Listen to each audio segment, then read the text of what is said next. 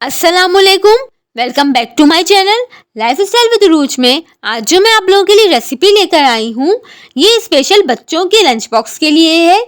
चलें बिना time waste किए हुए हम अपनी रेसिपी की तरफ चलते हैं। सबसे पहले मैंने एक स्प्रेड तैयार की सैंडविच पे लगाने के लिए। Cream 5 tablespoon, pizza sauce 4 tablespoon, oregano leaves 1/8 teaspoon, लाल कुटी मिर्च ये ऑप्शनल है। इन सब चीज़ों को मिक्स करके स्प्रेड तैयार कर लें। चलें अब हम फिलिंग की तरफ चलते हैं। उसके लिए सबसे पहले मैंने capsicum 1 small chop, olives 3 to 4 quantity chops, chicken tikka या तंदूरी चिकन ले लें। मैंने चिकन घर पे बनाई है। मेरे पास 250 से 300 ग्राम बोनलेस चिकन थी।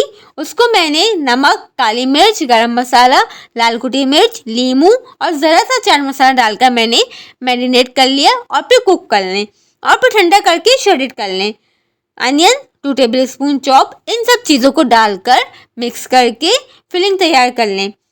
अब मैं एक एक स्लाइस लेती गई।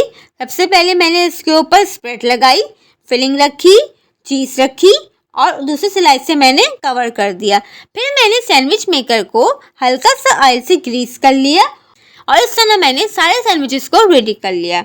मैंने सैंडविच को पेरी पेरी मायो के साथ सर्व किया, जिसके लिए मैंने simple half cup mayonnaise, half teaspoon peri peri मसाले को मिक्स कर लें और सैंडविच के साथ बहुत ही अच्छी डिप बन जाती है। गरम गरम सैंडविच तैयार है।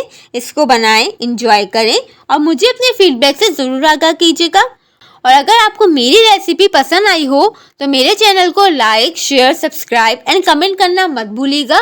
और कमेंट में मुझे ज़रूर बताइएगा कि आपको मेरी रेसिपी कैसी लगी।